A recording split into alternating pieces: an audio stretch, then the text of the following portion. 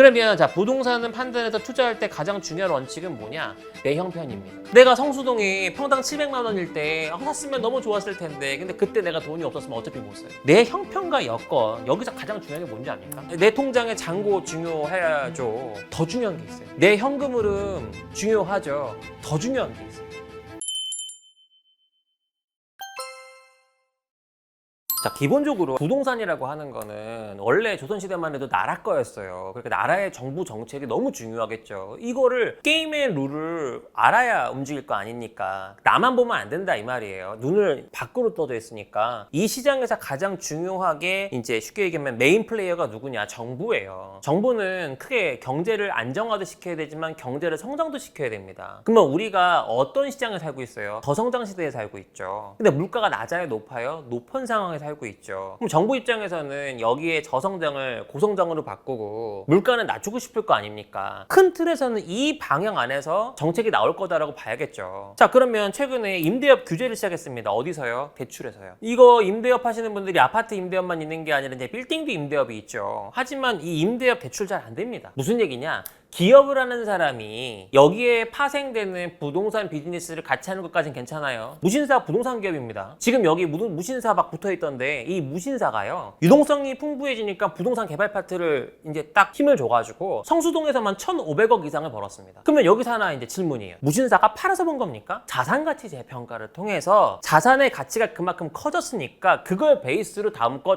할 수 있는 근간이 마련된 거예요. 사고 팔고 하면서 얻는 이익을 갖고 한다고 생각하는 건 진짜 초짜 중에 왕초짜입니다. 사고 팔지 않아야 세금을 안 내죠. 자산 가치만 갖고 이 자산 가치를 기본으로 그 다음 자산을 넘어갈 수 있게 누가 도와줍니까? 금융권에서, 은행에서 도와주죠. 내가 고정수익이 있는데 이 물건의 자체 담보력도 있고 여기에 사업계획도 명확하면 80% 이상을 대출해주지 않습니까? 그럼 나는 갖고 있는 20%만 얹으면 세계에도 내 거가 되잖아요. 그러면 이게 여기서 또 리파이낸싱이 가능하겠죠. 근데 내가 고정수입이 없는 사람이라면 하나가 무너지면 도미노로 무너지겠지만 본 사업도 잘 되고 있어요. 여기 같은 경우도 PE에서 사모펀드에서 돈 받아가지고 1,000억 이상 그냥 확 당겼잖아요. 그래가지고 무신사가 현금 흐름이 좋은 상황에서 개발 사업에 들어와가지고 6개, 7개를 성수동에서 한 거예요. 그때 성수동의 땅값이 부동산 마법학교에도 나옵니다만 2000년대 초반에 700만 원 정도 됐어요, 평당. 그리고 2025년에 3억을 찍었죠. 그러면 40배 이상 상승한 거 아닙니까? 나는 갖고만 있었을 뿐인데 40배 이상 상승한 거예요. 그러면 내가 2010년도에 들어왔다, 15년도에 들어왔다,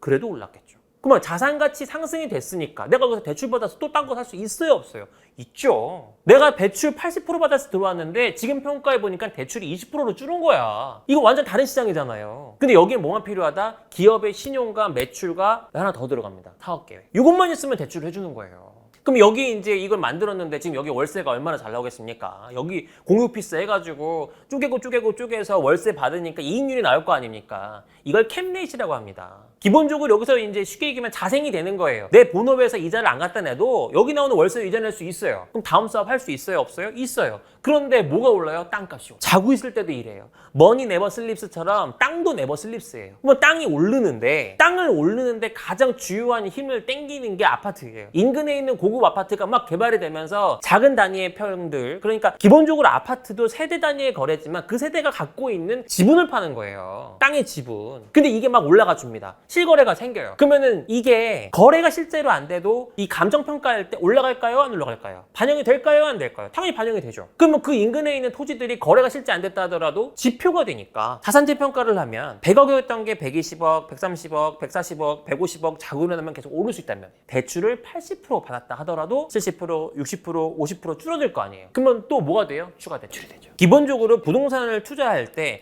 이 모든 것들의 가장 근간은 뭐가 돼야 되냐면 투자는 사업이에요. 그럼 가장 중요한 게 뭡니까? 사업에서 현금 흐름 아닙니까? 매출 대비 영업이익 아닙니까? 이것만 되면 뭘 하게 해준다고요? 내가 영업이익이 있고 비영업이익이 있지 않습니까? 영업이익이. 영업이익에서 이걸 자산을 투자를 하는 거를 봐줘요, 안 봐줘요? 봐줘요. 왜요? 회사라고 하는 건 자산이 있어야 굴러가는데 안정적이잖아요. 맞죠? 내가 매출이 좀 들러와도 자산이 올라가면 은행 입장에서는 망하진 않겠다 생각이 들지 않겠어요? 나라 입장에서도 마찬가지예요. 세금을 이런 식으로 내든 이런 식으로 내든 어차피 내줄 수 있는 기업들이 많아져야 정부도 돌아가는 거지. 그래 그래서 제조업이든 어찌됐든 뭐 일반 뭐 무역업이든 이런 패션 사업이든 사옥을 만드는 데는 감세를 해줘요, 안 해줘요? 해줘요. 일반 취득이 아니라 사옥을 살 때는 각종 세금의 면제 혜택을 줘요. 왜요? 부동산 자산의 재평가로 결국 기압이 안정이 되고 기업의 이익도 많아지면 결국 그걸 갖고 어떻게 해요? 재투자해서 계속 파이프라인을 만들고 파이프라인을 만든 거 갖고 영업이익이 늘어나면 세금도 많이 낼 거고. 근데 개인은 어때요? 임대업자는 어때요? 그게 아니란 말이에요. 그러니까 너 별론데? 약간 이거예요. 이 사람들은 자기 배만 배불리는 경향이 있다. 이 돈을 벌었으면 유동화해가지고 또 풀어야 되는데 쌓기만 하는 거예요. 대표적인 게 누굽니까? 시니어들이죠. 우리나라 시니어가 무려 4천조 자산을 갖고 있습니다. 다시 한번 설명해 드릴게요. 2010년대에 약 2천조대였던 그 자산이 2024년 5년 되면서 4천조를 돌파했어요. 그러면 우리나라 사람들 시니어들 그렇게 부자였어? 자, OECD 국가 중에 시니어들이 우리나라 이제 노인들이 빈곤율이 몇 등일까요? 1등입니다. 이상하죠? 아니 OECD 국가에서는 노인이 그렇게 빈곤한 게 1등인데 자산 기준으로는 4천조? 2% 갖고 있는 게 2%. 2, 3%가 갖고 있는 거예요. 자, 근데 2, 3%가 그럼 그렇게 엄청나게 헌금이 많을까요? 그건 또 아니죠. 자산의 절대 기준은 뭡니까? 대다수가 부동산을 갖고 있는 거예요. 부동산의 가치를 갖고 있는 거예요. 자본주의 안에서 어떻게 보면 나라가 무너지면 아예 정말 흔적도 찾기 어려울 정도의 무형자산에 가까운 숫자로 갖고 있는 거예요. 가치를. 물론 실물자산이지만. 그죠? 그러니까 어떤 상황이 발생합니까? 이 현금 흐름이 원활하지가 않아요. 왜요? 부동산을 팔아야 이익이 될 거 아닙니까? 상업용 부동산처럼 막 레버리지를 그렇게 갖고 있지 않아요. 대부분 뛰어보면 대출이 없어요. 시간 될 때마다 아파트 갭 투자로 산 거거든. 전세입자 들여보내서 나 전세 끼고 사가지고 올라가면 또 대출해서 내보내고 시간 지나면 또 이거 대부분 옛날 베이비붐 세대들이 그렇게 돈을 벌었단 말이에요. 그 사람들이 지금 시니어예요. 그 사람들만 부자입니다. 그러면 자, 부동산은 판단해서 투자할 때 가장 중요한 원칙은 뭐냐? 내 형편입니다. 내가 성수동에 평당 700만 원일 때 샀으면 너무 좋았을 텐데 근데 그때 내가 돈이 없었으면 어차피 못 사요. 지금 평수동에 평당 3억인데 이걸 어떻게 사? 아, 내가 돈이 있으면 살 수 있어요. 내 현금 흐름이 되면 사는 거예요. 부동산 투자는 되게 심플합니다. 아니 싸게 살 거리 아니에요. 싸게 살 수 있었을 때 내가 살 수 있는 여건이 됐었어야 사는 거예요. 자, 지금도 뭐 사러 가면 그런 얘기 합니다. 아, 이거를 내가 사는 게 싼 거야? 좀 시세보다 싸게 잘 사는 거야? 시세보다 싸게 사는 게 중요한 게 아니고 비싸게 되팔 수 있는 게 중요한 거예요. 자, 그러면 비싸게 사주는 사람이 가난한 사람이겠습니까? 가난하지 않은 사람이겠습니까? 두 번째, 개인이겠습니까? 회사겠습니까? 일개 회사가 낫겠습니까? 기관이 낫겠습니까? 결국 구매력이 큰 고객을 만나기 위한 상품을 사야 되는 거 아닙니까? 그래서 이제 아파트 시행부지 같은 게 사람들 다 이렇게 명도하고 철거하고 되팔면 큰 이익을 버는 거 아니에요. 하지만 그걸 아파트 만들어서 파는 건설회사들은 더 큰 이익을 버는 거고요. 이건 빅브라더들만 가능한 거예요. 그러면 나는 그 꿈을 갖고 창업을 해도 되겠지만 저는 무슨 얘기를 해주고 싶냐? 내 형편과 여건, 여기서 가장 중요한 게 뭔지 압니까? 내 통장의 잔고 중요해야죠. 더 중요한 게 있어요. 내 현금 흐름 중요하죠. 더 중요한 게 있어요. 지식이에요. 우리가 AI 시대에 산다고 얘기를 합니다. 좀 비유로 설명을 해볼게요. 젠슨 황이라고 알죠? 젠슨 황 모르면은 좀 그래요. 이재용 회장님보다 더 유명한 분이에요. 엔비디아의 젠슨 황이 이제 이런 얘기를 했어요.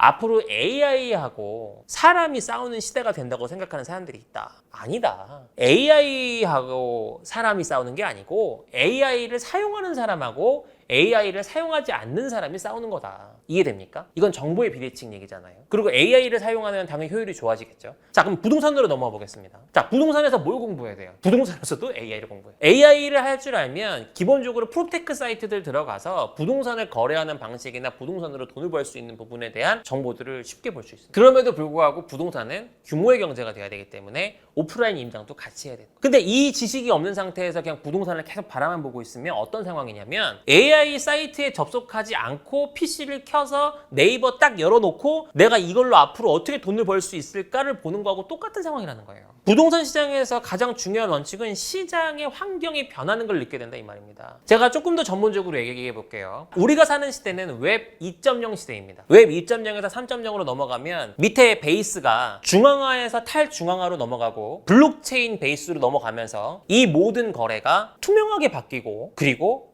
이제 개인과 개인의 거래가 엄청나게 활성화될 겁니다. 거래의 수단도 캐시가 아니라 교환 수단이 가상자산이 막 들어올 거고요. 이게 3.0 시대예요. 그러면 우리가 왜 3.0으로 넘어갔을 때 가장 이 부동산 거래 시장에서 바뀔 거는 뭐냐? 부동산 투자가 글로벌화 되는 겁니다. 해외에 있는 아시아에 있는 사람들이 서울 부동산 이렇게 막 검색해서 투자하는 게 엄청 쉬워지는 거예요. 이해가 될까요? 환경이 바뀐다고요. 우리도 해외 부동산 투자가 쉬워지고 해외에 있는 분들 얼마나 케이팝 사랑하고 한국 좋아합니까? 이런 분들이 한국에 투자하는 것도 너무 쉬워진다고요. 중국인들이 투자했고 베트남 사람들이 투자했고 호주 사람도 투자하고 있고 이 사람들이 한국이 좋은 거예요.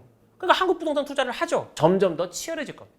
그럼 우리는 뭐 하면 되겠습니까? 우리나라를 지키기 위해서 우리나라 투자하는 것도 괜찮겠지만 또 기회의 땅이 어딘가 또 봐야겠죠. 부동산 투자를 보려보는 시점 자체가 시장 자체가 글로벌라이제이션 되는 거잖아요. 아까 얘기했던 것처럼 우리가 예를 들어서 US 테더를 쓴다고 생각을 합시다. 지금 우리가 이제 기업을 운영하는 사람들 중에서 특히 외국인 노동자 쓰시는 분들은 한국 통장이 없으신 분들이 많아요. 거기다가 이거 환전을 또 해야 되잖아요. 그러다니까 이거를 어떻게 하냐? US 테더로 달라고 하시는 분들이 많이 있어요. 아직 우리나라가 가상자산을 법인에서 이렇게 투자하고 갖는 게 합법화되는 과정입니다. 그럼에도 불구하고 작년부터 그 전년도부터 테더로 달라고 한 사람들이 있어요. 외국 분들이. 근데 US 테더는 미국 국채랑 연결돼 있고 스테이블 코인 아닙니까? 그러면 이게 만약에 우리나라랑 이제 이게 제대로 쓸 수 있는 환경이 돼서 테더로 한국 부동산을 투자할 수 있는 시장이 STO 때문에 열린다고 가정해 봅시다. 그러면 경쟁은 더 치열해질 수밖에 없습니다.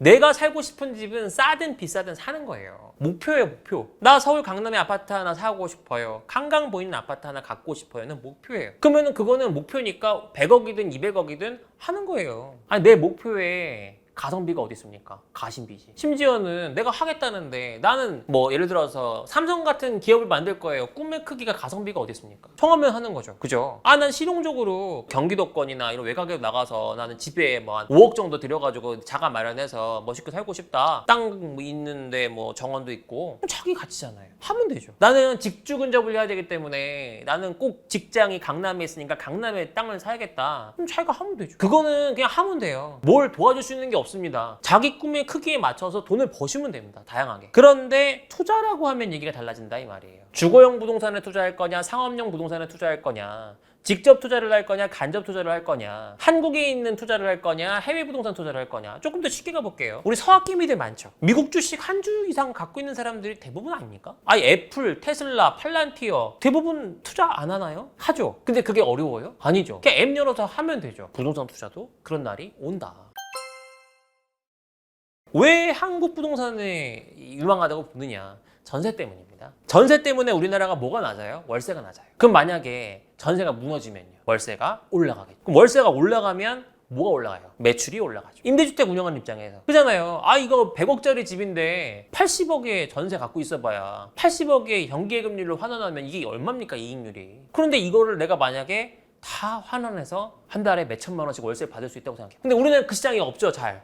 왜 없어요? 전세라는 제도가 있으니까 없을 거 아닙니까? 근데 이게 만약에 무너진다면 어떻게 되겠어요? 월세가 올라가겠죠. 그럼 지금 받는 월세 이익보다 한 몇 년 지나면 확 올라가겠죠. 그래서 임대주택에 투자하겠다고 사모펀드들이 들어와서 막 날리고 막 시니어 부동산 이쪽에도 투자하겠다, 레지던스 투자하겠다. 왜요? 지금은 보증금을 비싸게 받고 월세를 작게 받는데 이게 이제 막 커지지 않겠냐? 이런 기대들이 있는 거예요. 그래서 여러분들이 관심 가져야 되는 건 뭐다? 임대주택 시장. 앞으로 임대주택 시장이 이제 커질 거다. 근데 그걸 내가 애매한 사람들, 지식도 부족하고 난 잘 몰라요. 그냥 리츠 하세요. 리츠 누가 그런 얘기 하면 이 얘기를 꼭 귀담아 들으세요. 이거 원금 손실했던데 2020년에 상장했던 것보다 이만큼 줄었던데 그러니까 내가 원금이 빠지는데 배당만 해준다고 내가 원금이 줄고 있는데 바보 아니야? 아니야. 리츠는 원래 모든 주식도 마찬가지고 10년 주기로 보는 거야. 10년 주기로 그게 원금 손실이 나는 게 정말 드물어. 근데 너는 계속 배당 받았잖아. 그럼 배당 받은 거하고 이거하고 썸에서 생각해봐야지. 그럼 이익률이 몇 프로인지. 근데 너 부동산 투자 하나도 안 하고 있는 것보다 낫지 않아 그래도? 내가 나중에 돈 모으면 부동산 하려고 하는 게 아니라 지금이라도 한 주, 두 주 갖고 있으면 관심을 가질 거 아니야. 뭘 보라고? 아까 찍어줬잖아. 데이터 센터 관심 있게 보라고. 대한민국에서도 이 데이터 센터가 없으면 안 된다고. 이 발전소 같은 거야. 이거 데이터 센터 무너지면 쉽게 얘기해서 AI가 안 돌아간다고. 우리가 기본적으로 앞으로 시대가 AI 베이스로 바뀔 거면 AI하고 연결돼 있는 부동산에 관해서 관심을 갖고 근데 그게 막 수천억, 막 수백억인데 내가 그거 어떻게 투자를 해? 아니야. 이런 애들이 자산 유동화를 이미 리치해놔서 지금 당장도 이 영상 보는 이거에도 끝나고 나서 바로 열어보면 바로 투자 시작할 수 있어. 그래서 오늘이라도 내일이라도 한 주라도 부동산 리츠에 투자하면서 그러니까 부동산 리츠의 가장 큰 장점은 뭐예요? 나라가 관리를 하고 있어. 그러니까 먹튀가 잘 안 돼. 국가에서 공모 리츠거든요. 그 리츠의 덩어리가 다 4천억, 5천억 되는 것들이란 말이에요. 갑자기 막 망할 수가 없어. 갖고 있는 형들이 다 빅브라더야. 갑자기 이런 거 짓다가 시행사 막 유치권 들어오고 이런 게 참 되지 않아요. 그러면 내가 부동산 투자를 하는 게 나아요? 안 하는 게 나아요? 당연히 하는 게 나아요.